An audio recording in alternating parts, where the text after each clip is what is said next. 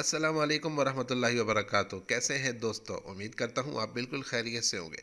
मैं हूँ आपका दोस्त हाफिज़ अब्दुल माजिद और आज आपको एक न्यू कोर्स ग्राफिक डिज़ाइनिंग के एक न्यू कोर्स में खुश आमदीद कहता हूँ। जी हाँ दोस्तों, आज हम शुरू करने वाले हैं एक नए कोर्स के बारे में। आपको मालूमात दी जाएंगी। ये कोर्स डिज़ाइनिंग से मुताल्लिक है। डिज़ाइनिंग ग्राफिक डिज़ाइनिंग से मुतालिक आपने बहुत से कोर्सेज़ के नाम सुन रखे होंगे, जिनमें आपने कोरल ड्रॉ, फोटोशॉप और एडोबी इन डिज़ाइन और इस तरह के दीगर सॉफ्टवेयर्स के बारे में सुन रखा होगा कि जो ग्राफिक डिज़ाइनिंग के लिए इस्तेमाल किए जाते हैं। तो दोस्तों, आज हम उन्हीं में से एक कोर्स को स्टार्ट करने वाले हैं जो कोरल ड्रॉ के नाम से मशहूर है। वो सॉफ्टवेयर आज हम शुरू कर रहे हैं।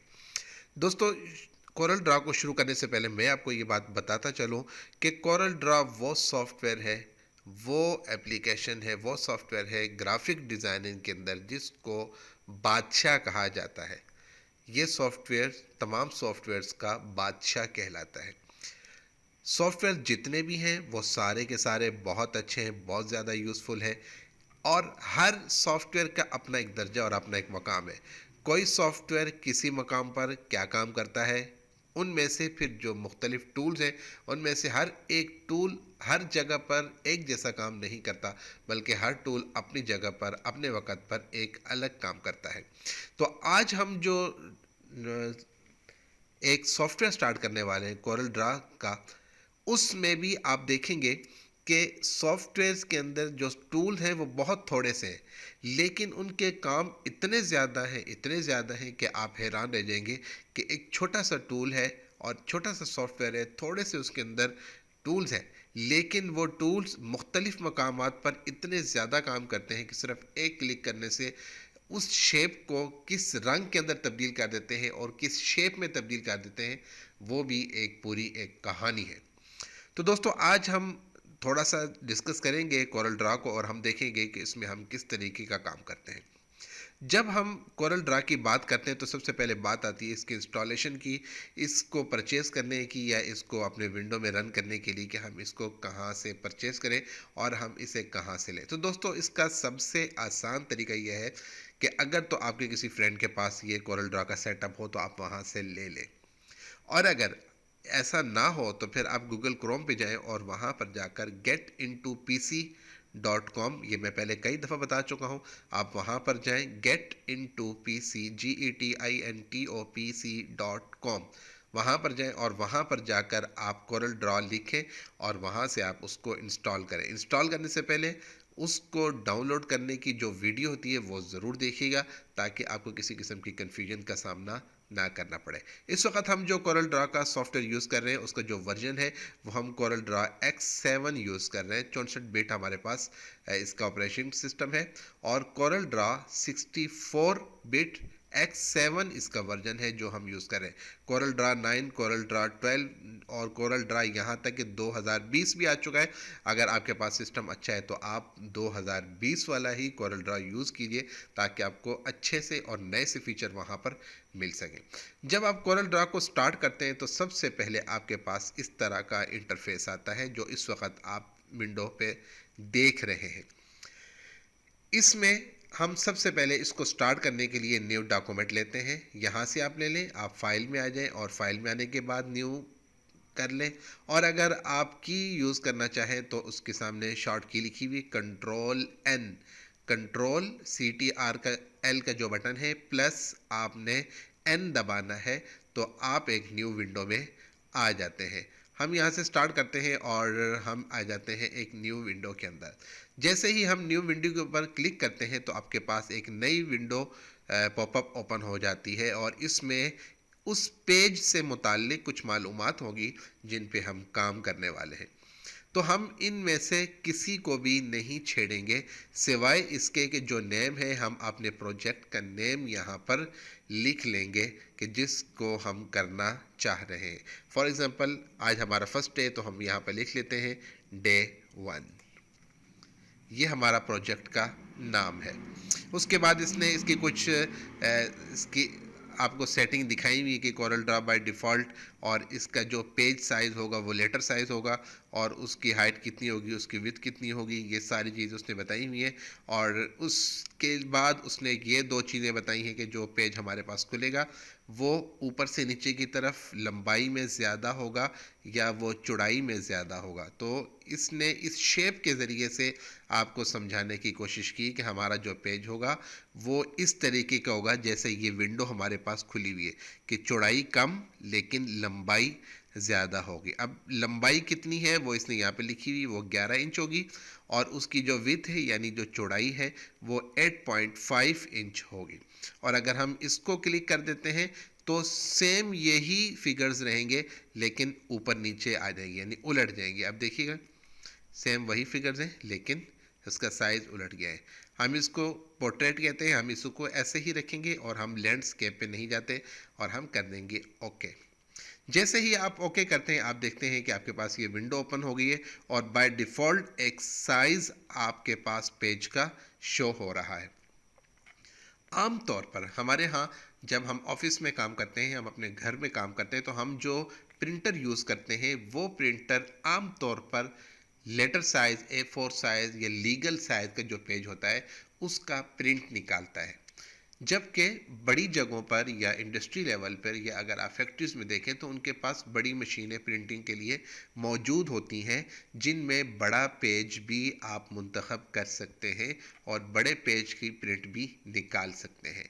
लेकिन तकरीबन तमाम सॉफ्टवेयर में आपको बाय डिफ़ॉल्ट जो साइज़ नज़र आता है वो या A4 नज़र आता है या फिर लीगल साइज़ आपको नज़र आता है।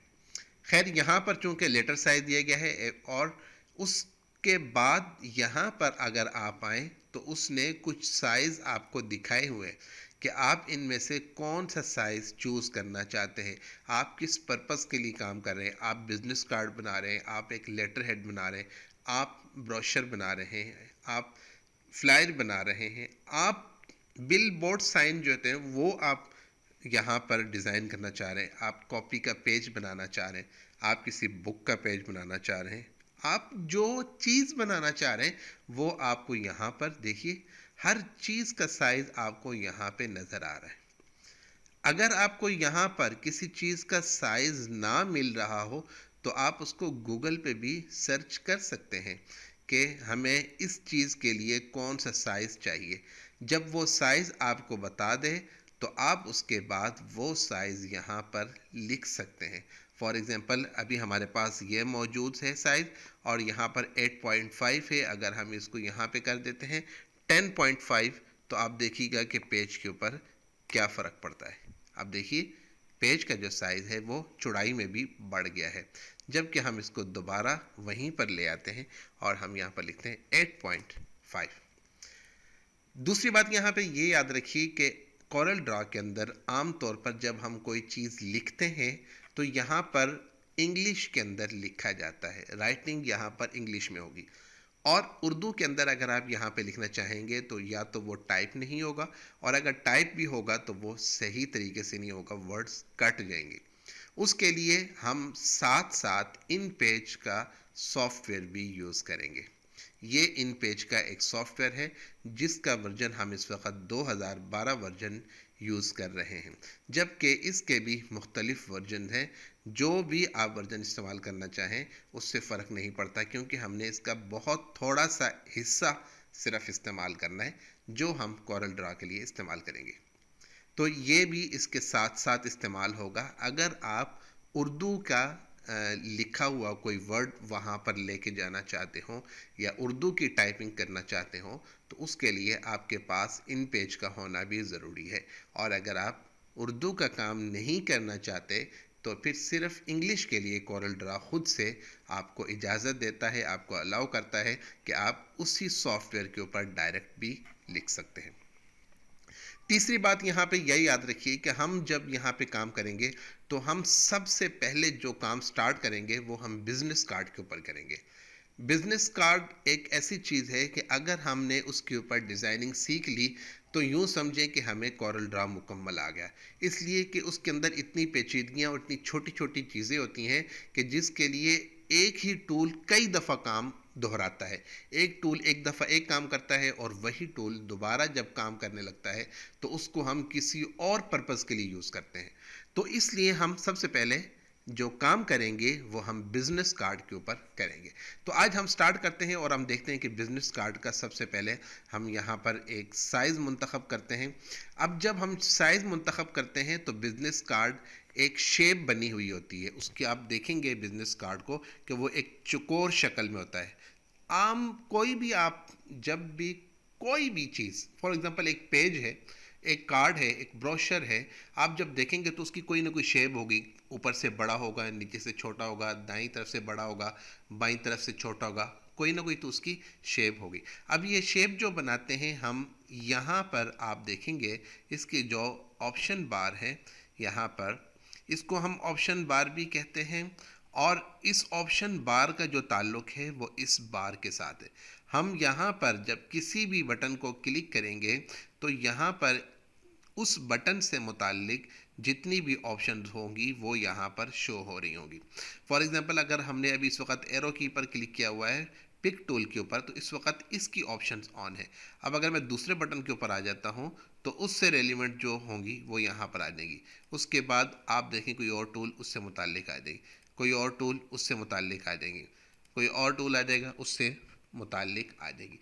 तो जो जो यहाँ पर हम टूल सेलेक्ट करते जाएंगे मेन्यू के अंदर उससे मुताल्लिक ऑप्शंस यहाँ पर आती रहेंगी। हम यहाँ पर शेप बनाने के लिए ये वाला जो टूल है जिसके ऊपर बॉक्स बना हुआ है हम इसको क्लिक करते हैं। हम अगर इसके ऊपर सिंगल क्लिक करते हैं तो आप देखें इस वक्त मेरा जो कर्सर है बिल्कुल खाली है, इसके साथ कोई भी चीज़ नहीं अटैच।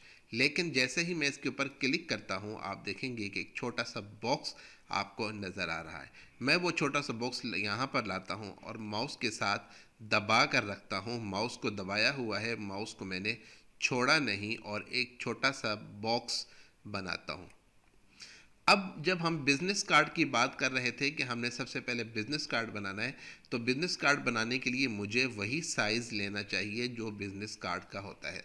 और बिज़नेस कार्ड का साइज़ क्या होता है? बिज़नेस कार्ड का साइज़ ये होता है कि लेफ़्ट टू राइट या राइट टू लेफ़्ट 3.5 इंच होता है, 3.5 इंच।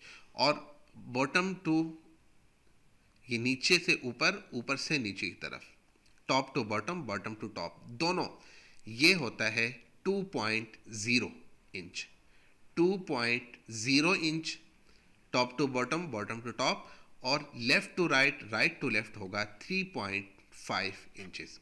अब हम यहाँ पे खुद सिलेक्ट कर लेते हैं और हम लिख लेते हैं यहाँ पर 3 और यहाँ पर हम लिख लेते हैं 5 और यहाँ पे हम सिलेक्ट कर लेते हैं नीचे 2 और उसके बाद यहाँ पे हम लिख लेते हैं 0 और उसके बाद इंटर का बटन प्रेस कर देते हैं। अब आपने देखा कि आपका ये जो बॉक्स है ये छोटा हो गया। अब आप देख रहे होंगे कि बॉक्स इतना छोटा हो गया है कि इसके ऊपर अपनी नज़र को टिकाना मुश्किल है और नज़र ना टिकने की वजह से आप यहाँ पर कोई प्रॉपर काम नहीं कर सकते। आपकी थोड़ी देर के बाद आंखें दर्द करना शुरू हो जाएंगी। इसलिए बेहतर ये है कि कोई ऐसी सूरत हाल हो कि ये वाला जो बॉक्स बना हुआ है ये हमारे सामने इस तरह पूरी स्क्रीन के ऊपर आ जाए। साइज़ यही होगा, सिर्फ यहाँ पर स्क्रीन में बड़ा नज़र आएगा। जब आप इसका प्रिंट निकालेंगे तो यही साइज़ वो शो होगा। अब इस बॉक्स को मैं थोड़ा सा बड़ा करने के लिए क्या करूँगा, इसको सबसे पहले सिलेक्ट किया हुआ है, देख रहे हैं सिलेक्ट की निशानी क्या है कि इसके सारे जो कॉर्नर्स हैं वो ऑन है। ये इसके जितने बटन हैं ये ऑन है इस वक्त, इनको एंकर भी कह देते हैं, ये सारे एंकर ऑन है। अब इनके ऑन होते हुए मैंने कीबोर्ड के ऊपर जाना है और F4 का जो बटन है उसको प्रेस करूँगा। जैसे ही मैंने F4 का बटन प्रेस किया आपने देखा कि ये वाला जो बॉक्स है ये बड़ा हो गया। अब हमें स्क्रीन के ऊपर नज़र आ रहा है। अगर आप ऊपर आ जाएं तो ये देखें कि उसका साइज़ वही है, साइज़ में चेंजिंग नहीं हुई। अब हम क्या करते हैं, हम इसको कलर से फिल कर देते हैं। अब कलर से फिल करने के लिए क्या करना है कि सबसे पहले तो हमने बॉक्स को सिलेक्ट करना है, वो हमारे पास सिलेक्ट है। अब यहाँ पर आ जाएं, ये राइट साइड पे आपके पास मुख्तलिफ कलर्स हैं। इसके अलावा और भी बहुत से कलर्स हैं जो हम आगे डिस्कस करेंगे कि वो कहाँ से आएंगे। इस वक्त मैं इसको कोई एक कलर दे देता हूँ। ये देखें, ये एक कलर है ब्लू कलर का। मैं इस पर क्लिक कर देता हूँ। अब इसके ऊपर अगर आप अपने माउस से लेफ्ट जो बटन होता है क्लिक करने वाला वो क्लिक करेंगे तो ये अंदर सारा का सारा आपको कलर नज़र आ रहा है। और अगर इसका जो बॉर्डर है, ये जो एंड वाला है, बाहर वाली जो ऑप्शन है, अगर इसके ऊपर कोई कलर हमने चेंज करना हो तो हम यहाँ पर दोबारा आएंगे और आकर अपने कर्सर से या अपने माउस से राइट जो बटन है हम उस पर क्लिक करेंगे। ये देखें, मैं यहाँ पर आकर रेड पे राइट क्लिक करता हूँ। अब आप देख रहे होंगे कि इस वक्त इसके इर्द गिर्द रेड लाइन शो हो रही है। अगरचे ये छोटी है लेकिन शो हो रही है। हम इसको बड़ा करने का तरीका भी आगे सीखेंगे। अब इसके बाद जब हम बिजनेस कार्ड की बात कर रहे हैं तो यहाँ पर एक बात और जहन में रखिए कि बिजनेस कार्ड के अंदर जब हम साइज़ मुकर्रर करते हैं तो इस साइज़ के ऊपर फौरी तौर पर काम नहीं स्टार्ट करते, बल्कि हम इससे एक छोटा एक बॉक्स और लेते हैं और हम उसके ऊपर काम करते हैं। अब वो छोटा बॉक्स कितना होता है वो हम यहाँ पर पहले एक बॉक्स लेते हैं। अब आपने बॉक्स जब मैं लेने लगा हूँ, अब आपने ज़रा गौर करना है और आपने देखना है कि हो क्या रहा है। सबसे पहले ये देखिए कि जैसे ही मैं यहाँ पर कर्सर लाता हूँ और लाकर यहाँ पे छोड़ता हूँ तो ये देखिए, मैं ज़रा थोड़ा सा ऊपर करता हूँ और कंट्रोल जेड रीडू करता हूँ। अनडू और रीडू के लिए आप कंट्रोल जेड और यू इस्तेमाल करेंगे। ये देखिए, मैं जब यहाँ पे लाता हूँ तो आप देख रहे होंगे कि मैं दाईं तरफ से तो बॉक्स नीचे आ रहा है, लेकिन बाईं तरफ से जो बॉक्स है वो बिल्कुल भी नहीं शो हो रहा, बल्कि वो एक तरफ को हम कर रहे हैं। अब इसका तरीका क्या है? इसका तरीका ये है कि हम शिफ्ट का बटन दबाएंगे और शिफ्ट का बटन दबा कर रखेंगे और उसके बाद हम माउस से जब नीचे लाएंगे तो चारों तरफ से बॉक्स आपको एक साथ नीचे की तरफ आता हुआ या छोटा होता हुआ दिखाई देगा। देखिए, ये मैंने शिफ्ट का बटन दबाया और अब जब मैं करता हूँ तो अब आप देखें बॉक्स चारों तरफ से बराबर आ रहा है। अब इसका साइज़ कितना लेना है वो भी अभी मैं आपको बता देता हूँ। अब मैंने इसको छोड़ना है तो छोड़ने के लिए क्या करना होगा? सबसे पहले मुझे माउस छोड़ना होगा, फिर शिफ्ट का बटन छोड़ना होगा। पहले मैं माउस छोड़ता हूँ, दोबारा से देखिए, ये मैंने नोट किया, शिफ्ट का बटन, नीचे आए और पहले शिफ्ट का बटन छोड़ा और उसके बाद दूसरा बटन छोड़ दिया। अब ये क्या हुआ कि आपके पास एक छोटा बॉक्स नीचे आ गया और चारों तरफ से बराबर आया, लेकिन जो बड़ा बॉक्स था वो आपने देखा कि गायब हो गया।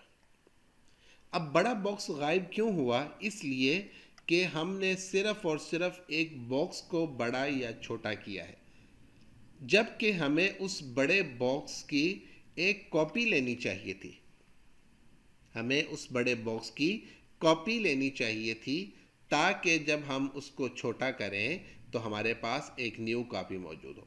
मैं दोबारा कंट्रोल जेड करता हूं और बड़ा करने के बाद मैं शिफ्ट का बटन दबा के रखता हूं और उसके बाद अपने माउस से छोटा करता हूं। ये दोबारा से देखिए, छोटा किया। अब मैं जब छोड़ूंगा तो मैं सबसे पहले अपने माउस से राइट क्लिक करूंगा और उसके बाद मैं छोड़ दूंगा। अब आपने नोट किया कि ये इसके अंदर एक बॉक्स बन चुका है। अब ये बॉक्स बना है लेकिन हमें समझ नहीं आ रही। हम समझने के लिए इसके अंदर कलर चेंज कर लेते हैं। हम यहाँ पे राइट क्लिक कर लेते हैं। अब आप देखेंगे कि हमारे पास बदल चुका है।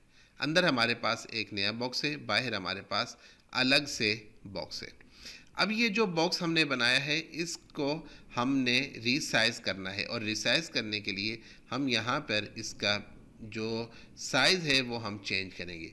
अब वो साइज़ कितना होगा, वो होगा यहाँ पर 2.85, 2.8 और 5, और नीचे वाला जो है वो होगा 1.85 और इंटर का बटन। अब आप देख रहे हैं कि हमारे पास एक साइज आ चुका है। अब इस साइज को जो हमारे पास आया है, इसके अंदर अब हमने काम करना है, और हम जो भी काम करेंगे वो हम इस बॉक्स के अंदर करने की कोशिश करेंगे। अब ये वाली जो स्पेस मैंने छोड़ी है बाहर, ये स्पेस इसलिए छोड़ी है कि अगर आप इसका प्रिंट निकालते हैं और खुदा न खास्ता उस प्रिंटिंग मशीन के अंदर किसी किस्म का फॉल्ट आ जाता है और वो आपका कार्ड यहाँ से काट दे या यहाँ से काट दे, तो कम से कम जो आपने काम किया होगा, जो आपने लिखा होगा, वो काम आपका ज़ाया नहीं होगा, वो काम आपका ज़ाया नहीं होगा। अब दूसरी बात यहाँ पे ये समझ लीजिए कि ये जो मैंने कॉपी ली है, इस कॉपी को लेने का एक और तरीका भी है। वो कॉपी लेने का तरीका क्या है कि शिफ्ट का बटन दबा के रखें और उसके बाद इसको नीचे लेकर आए। अब नीचे लाने के बाद जो बड़ा बटन होता है स्पेस वाला, आप उसको क्लिक करें। अब आपने एक दफ़ा क्लिक किया और उसके बाद शिफ्ट का बटन छोड़ा और साथ माउस छोड़ा, तो आपने देखा कि एक अंदर आपको नई, ये देखिए नया बॉक्स आपको नज़र आ रहा है। इसको हम कलर चेंज कर देते हैं। अब देखिए ये हमारे पास 3 बॉक्स हो गए। अब इसके लिए क्या है, एक और मैं कोई लेना चाहता हूँ बॉक्स, मैं यहाँ पर आता हूँ, यहाँ पर इसको आने के बाद नीचे करता हूँ और सिर्फ एक दफ़ा स्पेस का बटन दबाता हूँ, तो मेरे पास एक नया बॉक्स बन चुका है। इसको भी मैं छोटा करता हूँ और इसको छोटा करने के बाद मैं एक दफ़ा फिर स्पेस का बटन दबाता हूँ, तो मेरे पास एक नया बॉक्स बन चुका है। अब देखें बज़ात खुद ये एक नई शेप बन गई है। अब ये बॉक्स अलग है, देखते जाए, ये अलग बॉक्स है, ये अलग बॉक्स है, ये अलग बॉक्स है, ये अलग बॉक्स है, ये अलग बॉक्स है, ये अलग बॉक्स है, ये अलग बॉक्स है। ये सारे के सारे बॉक्स अलग अलग हैं जो हमने यहाँ पर बनाए हैं, लेकिन हमने सिर्फ और सिर्फ एक बटन दबाया और उस बटन दबाने की वजह से आपको मुख्तलिफ बॉक्स यहाँ पर बनते हुए नज़र आए। तो आज के सबक में हमने देखा कि सबसे पहले एक बॉक्स कैसे क्रिएट करते हैं, एक शेप कैसे बनाते हैं, उस एक शेप के बनाने के बाद हम उसका साइज़ कैसे चेंज करते हैं, और उस साइज़ को चेंज करने के बाद जब हमने वो शेप बनाई और उस शेप को हमने बड़ा करना हो तो उसके लिए हम कौन सा बटन प्रेस करते हैं, हमने उसके लिए F4 का बटन प्रेस किया। यहाँ पर एक बात और भी समझते जाएं, मैं यहाँ पर इनको पहले डिलीट कर देता हूँ और फिर आपको एक बात समझाता हूँ कि अगर आपने कोई एक बॉक्स बनाया, ये नीचे एक बॉक्स है और इसके ऊपर ये आपने एक बॉक्स बनाया, लेकिन ये बॉक्स आपने एक साइड पर बनाया या आपने ऊपर कर दिया या आपने नीचे कर दिया, और अब आप ये चाहते हैं कि ये वाला बॉक्स जो असल हमारी शेप है उस शेप के बिल्कुल दरमियान में आए, बिल्कुल सेंटर में आ जाए, तो हम क्या करेंगे, ये वाली जो बाहर वाली शेप है इसको हमने सिलेक्ट करना है।